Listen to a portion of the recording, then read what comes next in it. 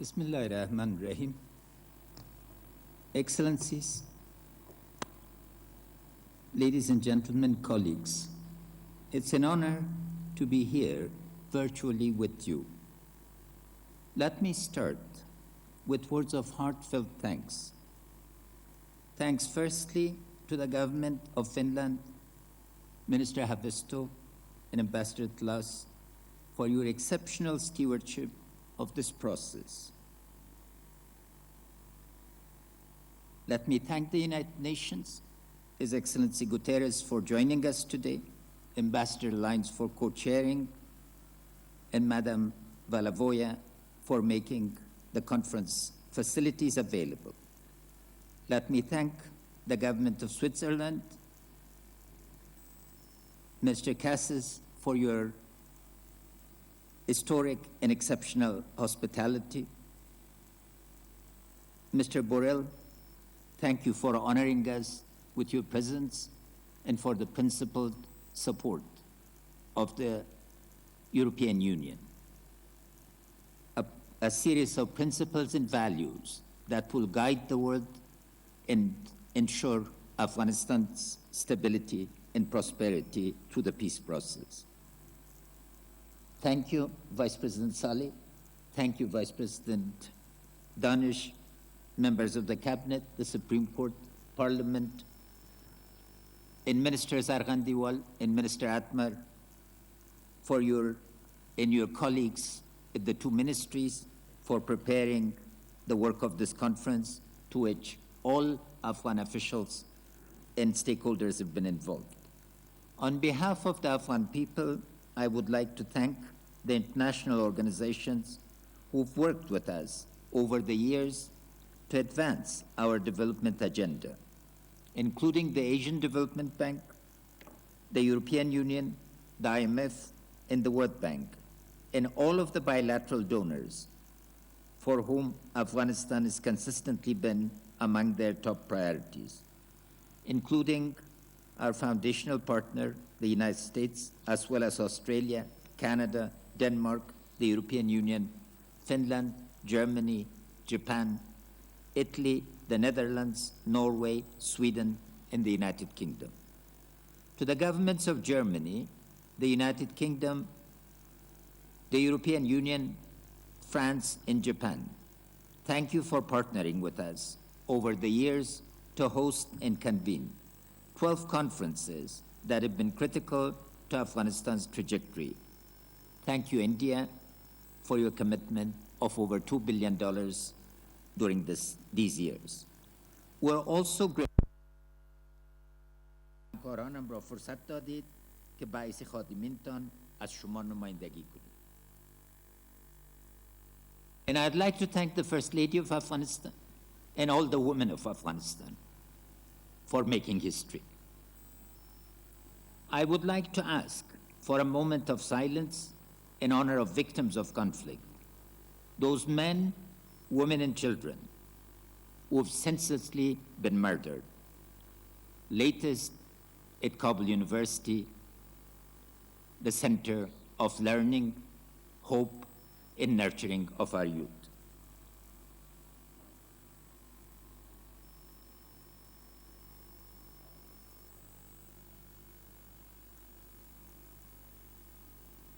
I hope you receive these words of thanks in the same spirit of sincerity in which I delivered them. We're living in the midst of one of the greatest tragedies of history, the COVID-19 pandemic. We're exceptionally grateful that at a time of such collective suffering and competing domestic priorities, now in the peak of the second wave, your commitment to Afghanistan remains strong. This conference is the product of one of the most interactive and collaborative processes to date shared between the government of Afghanistan and our partners. Our three-pillar approach of peace, state, and market building, presented in the second Afghanistan National Peace and Development Framework, were validated and further enriched through a series of workshops with our partners in a spirit of genuine openness from both sides. To reach common ground It has set a precedent for collaboration that we would like to maintain and serve as a standard for other countries. The result is a framework that captures our core reform priorities and main development objectives. It is a plan that aligns our strategic principles, actions that are operationally measurable, and indicators that allow us to make fair judgment on progress.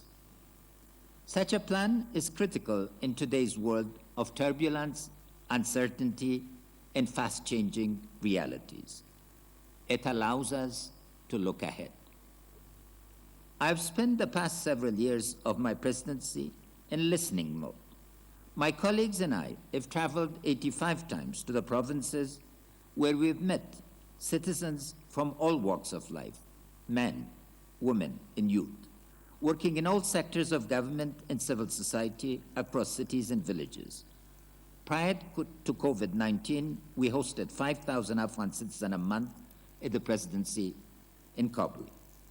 This national dialogue has been a participatory process where we've understood our people's expectations and tried to balance them with the realities we are facing today and the resources available to us. And we've also made significant time to include our international partners in this dialogue. Our aim with this new framework was to distill that vast experience into 3 pillars that could be understood and effectively acted upon. What did we hear during these consultations? What is the main priority of the Afghan people?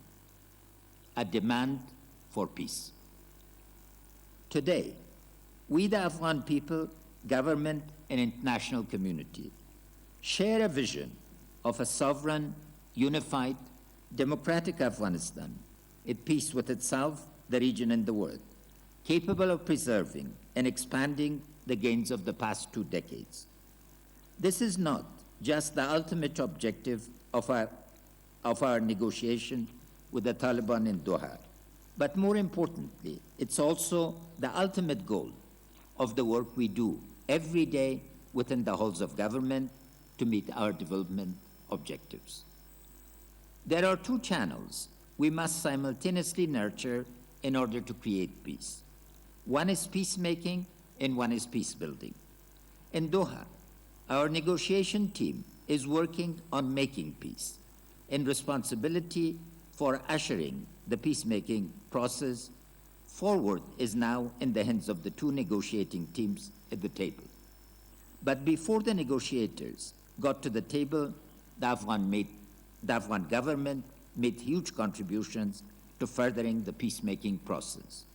In February 2018, I made an unconditional offer to the Taliban introducing the question of peace into the national and international dialogue.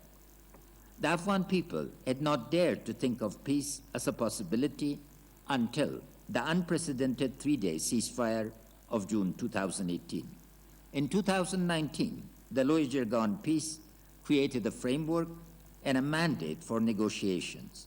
In this August, we hosted another Loya which allowed our people their decisive say on the future of the 400 contested Taliban prisoners. Over the past 2 years, Afghans created a national consensus on the need to achieve an enduring peace via political settlement with the Taliban, a peace that is in line with the values of our Constitution and international standards of human rights. We've shown commitment, courage, and conviction. We've maintained our defensive positions on the battlefield, even in the face of a huge surge in violence against our people since February. We agreed to the release of over 5,000 Taliban prisoners, some of them guilty of crimes against humanity. We've made sacrifices over and over again. Despite our suffering, I want to be very clear that our commitments to negotiations with the Taliban remains firm. Our negotiating team remains steadfast in their commitment to talks in Doha. We must bring an end to the violence that is haunting our lives and robbing our children of the joys of childhood. We once again repeat the call of His Excellency Secretary General and High Representative Borrell for an immediate ceasefire. The peacemaking process will, inshallah, God willing, result in an agreement on paper. But peace building is a multi-dimensional, cross-sectoral, long-term process that would allow us to actually implement the components of any peace agreement on paper. That is our work. We, as a government, a civil society, and a people, along with you, our international partners, must now focus on implementing components of peace building. The ANPDF, too, is a framework that shows us how to peace build in the context of today's Afghanistan. We must create conditions of well-being. We must also create rules of the game so that we do not find ourselves pulled backwards by vacuums of governance in which destructive forces can thrive, such پژواک خبری اژانس د پیښو ریښتینې هنداره